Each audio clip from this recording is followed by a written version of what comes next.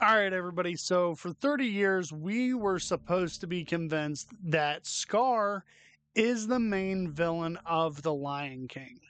Case closed. That's it. No more talking about it. But today, we are going to go ahead and revisit this case and take a deeper dive into it.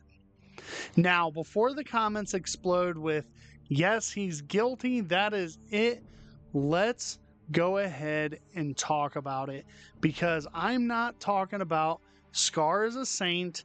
I'm not even here to prove that he is 100% innocent, but I am here to ask one simple question. Did we actually judge Scar fairly? So let's go ahead and take a look at the evidence. The prosecution would tell you that this is an open and closed case. Scar betrayed his brother, he manipulated Simba, he took over the kingdom. The Pride Lands fell apart, open and shut.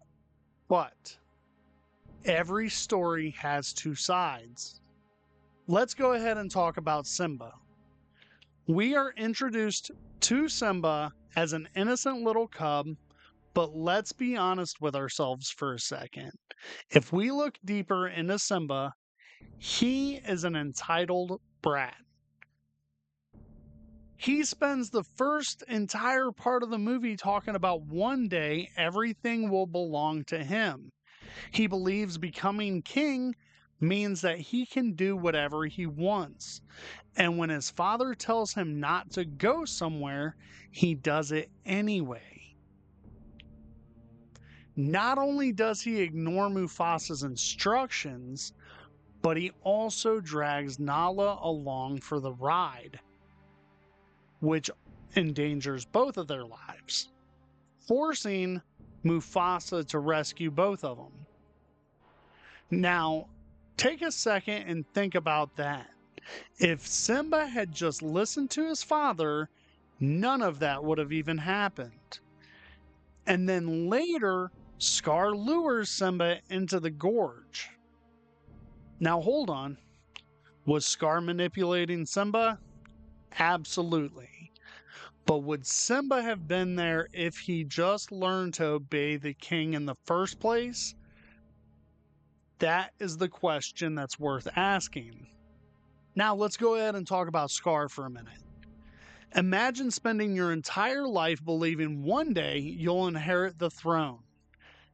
Then all of a sudden, your brother has a son.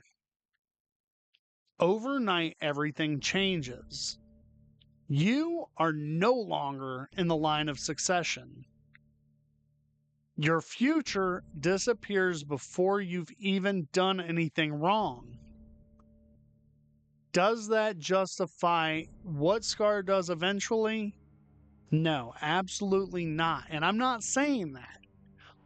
But it does help explain where all of the resentment comes from.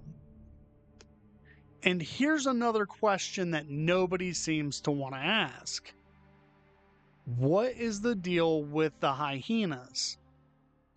The movie wants us to believe that they're nothing but movie villains. But are they really? They seem to be organized, they follow orders, they clearly have a social structure. When Scar becomes king, they don't all of a sudden just become civilized. They're exactly the same creatures that they always were. So why were they cast out in the first place? Were they really that dangerous? Maybe. Maybe they weren't. Or were they simply excluded from the kingdom and left to survive on whatever scraps they could find? If the Pride Lands were such a perfect kingdom, why were an entire group of animals forced to live outside their borders? The movie never really answers that question. Instead, we're just told, don't worry about it, bro. Those are the bad guys. Now, let's talk about Mufasa. He was very respected. He loved his son Simba. He was a very strong leader. None of that's up for debate. I know that. You know that. But was his kingdom perfect? I'm going to go with apparently not. Because there was enough division that Scar was willing to betray his own family. There was enough resentment that the hyenas immediately sided against Pride Rock. That type of division doesn't happen overnight. Kingdoms don't just suddenly fracture because of one bad afternoon. Sometimes the cracks have been there the entire time. Then Scar finally gets what he wants, and that is the throne. And I'm guessing it's not immediately, but eventually everything starts falling apart. The land dries up, which that seems like weather change, not a leadership change. Food becomes scarce, animals leave, the kingdom begins to crumble.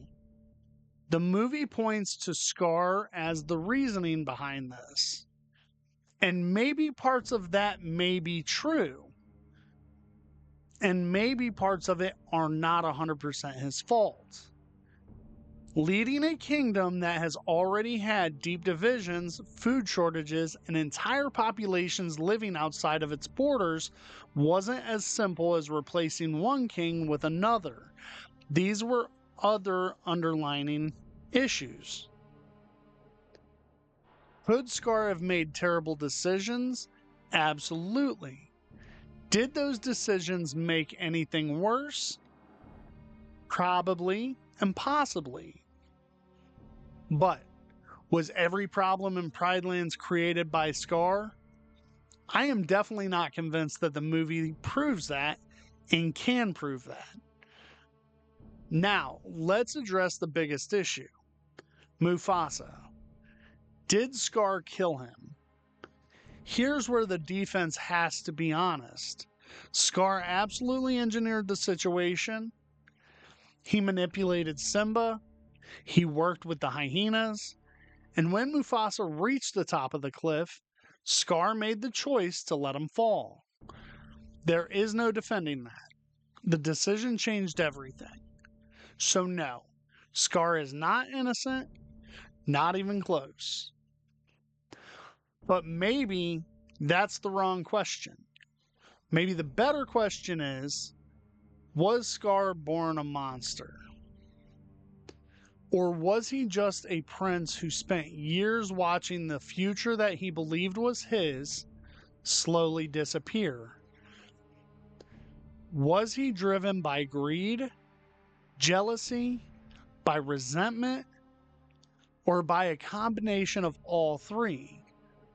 The truth is, it's probably somewhere in the middle of all three. Scar made unforgivable choices, but by reducing him to nothing more than a one-dimensional villain, ignores the bigger picture. Because the best villains aren't evil for no reason. They're broken people who make terrible decisions, and sometimes those are the most interesting stories of all. So now, I want it to be your guys' turn. Let me know down in the comment box below. Do you think Scar was inevitably evil deep down? Do you think that he was driven to be the way that he was? And if so, let me know. If there was no defense for his side of the story, let me know that too. Now, I will be doing more videos like this and going over more scenarios where I don't think the villain was 100% the villain, and there would have been some reasoning behind why they went the way that they did. If there are movies, TV shows, or anything like that that you'd like me to go over, please go ahead and leave that in the comment box below as well. And I hope to catch you guys in the next video.